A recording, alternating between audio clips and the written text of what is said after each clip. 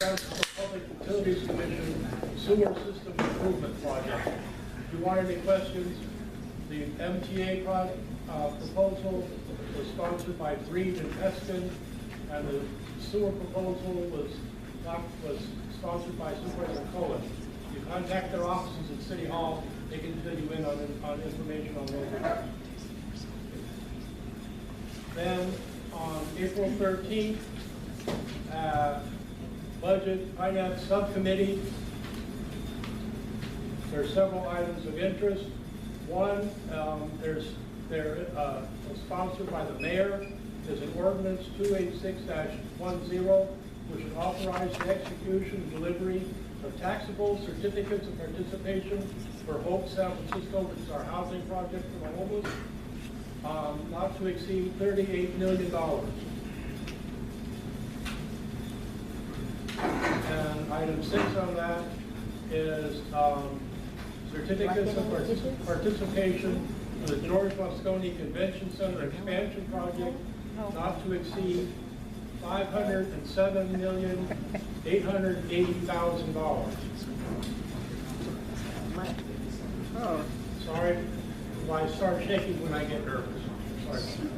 You're doing great. Doing great.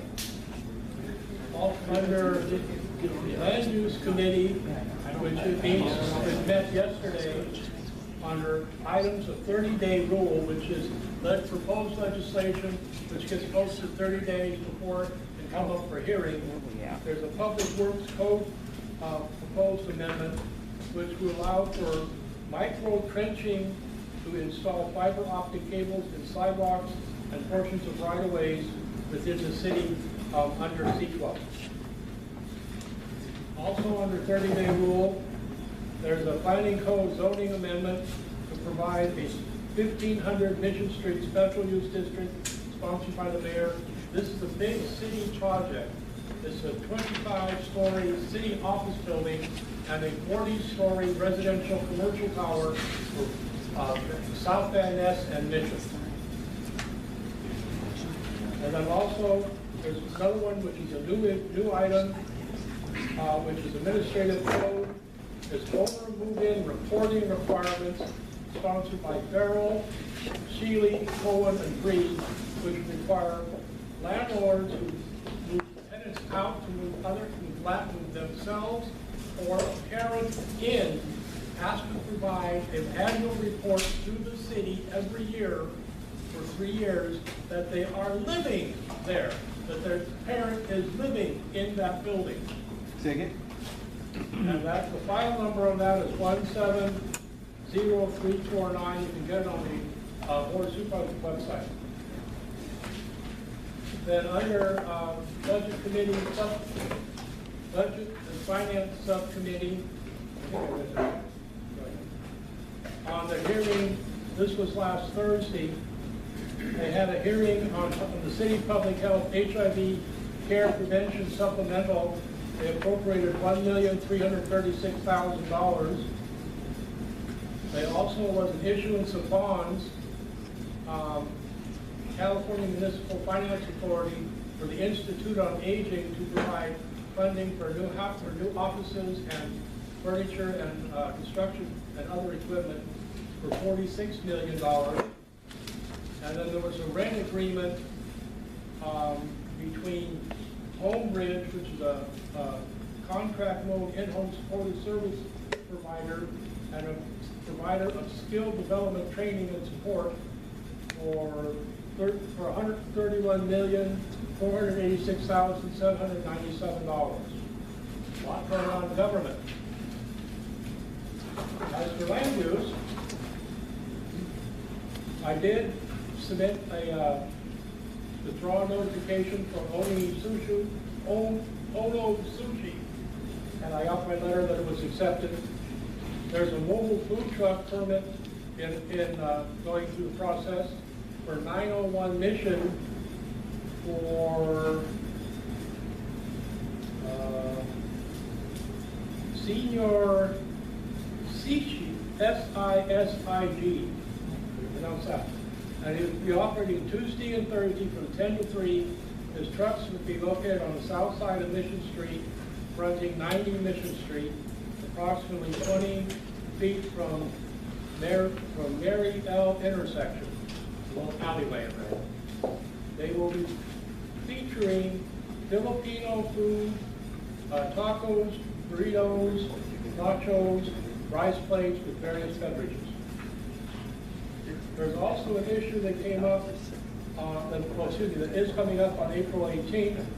There's a hearing on a objection to an environmental review for 1515 South Van Ness Avenue. There's a notice that came out as of April 3rd that the person requesting the Board of Supervisors to review the project had withdrawn his CEQA determination appeal. The hearing will still happen because the Board of Supervisors requested information from the Planning Department, and that's what the hearing will be on. Then on April 27th, the letter I sent Dennis, which he sent in, is the conditional use authorization for 332 8th Street, which is the furniture company we heard last month, to get their conditional use to open their retail, Formula Retail Furniture Store at 332 8th Street. I wrote a letter to support that issue. And also on April 27th, there's a conditional use authorization to temporarily convert an existing parking lot, which used to be a McDonald's, into commercial parking for United Parking, and that hearing's 12 noon for 8/14. I just got this last night. And there's two projects receiving environmental review. One is 40 Cleveland Street. It's a very small building, but it is across the street from Betsy Carmichael Elementary School and Child Care Center. And right next door is the Unitarian Orthodox Church, and it's 175 feet west of Nana Drake Park. So I called for environmental documents on this issue because it's so close to children's activities. There's also a project receiving environmental review for 1850 Bryant Street, which is demolishing a parking lot and a small 2-story building and building a 5-story over basement with PDR, which is Production, Distribution, and Repair Services, which is one of the biggest things we're losing in the South of Market neighborhood. I called for documents on that. And I have a notice, even though we don't talk about it a lot, a pre-application hearing for 2300 Bush Street. The reason I'm interested in it is because it involves the remodeling and building of a pastoral care service building at the site, and then in the future building residential units. Thank you. Thank you, Marcus, for your two reports. Item number 10. Oh yeah, you should clap because he actually does a lot of work. It's our track wall. Okay, item number 10 is other committee reports. Just to keep you apprised, we do have other board committees. Several of them are, we have the Veterans Affairs Committee, and they've chosen not to give a report today. Their chair is here. Senior Committee is not here. Senior Disabled, Reggie didn't show up, but so there's not going to be a report given. Although there's a lot of stuff going on, and of course one of the main things is trying to keep advocating for better housing or more housing for the seniors and disabled. Yeah. And then our last one is our business chairs aren't here either, so they're not here to give an update on what they've been doing. But we are trying to maintain small businesses in our neighborhood because there's a lot of storefronts that are becoming vacated, and that's a shame to see that happen because we need to have businesses that cater to our residents, not to people that don't live in our neighborhood, because they can go everywhere. They can go anywhere they want to go buy their goods, but the people in the neighborhood need to have access to commercial items that they need to buy on a regular basis. Okay, so with that, we move on to item 11. Our next next Alliance meeting will be on the Tuesday the 9th at 6 o'clock in this room. As far as announcements, I want to call your attention to a couple at the bottom.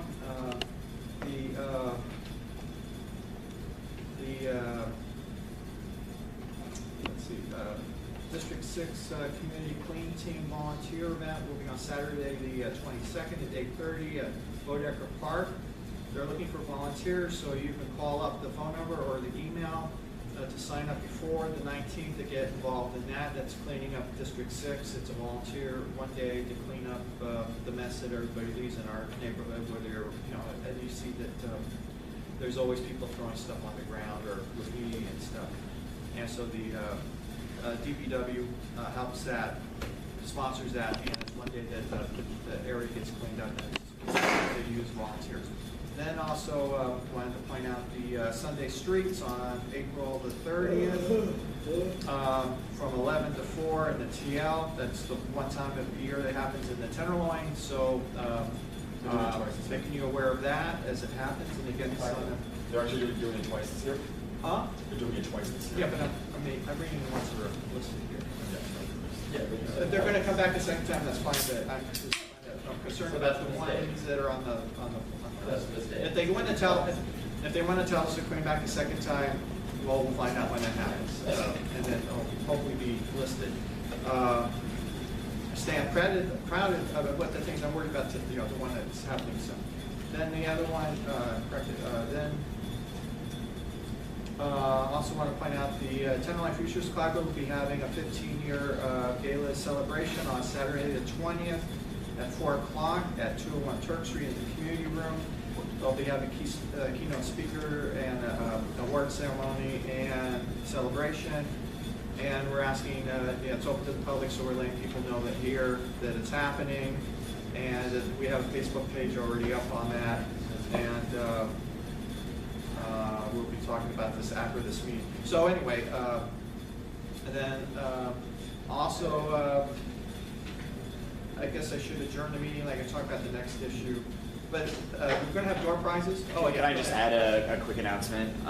So the SFMTA is going to be, it's, obviously on the other side of District 6, but the SFMTA is going to be doing some open houses on Folsom and Howard Street streetscape project changes.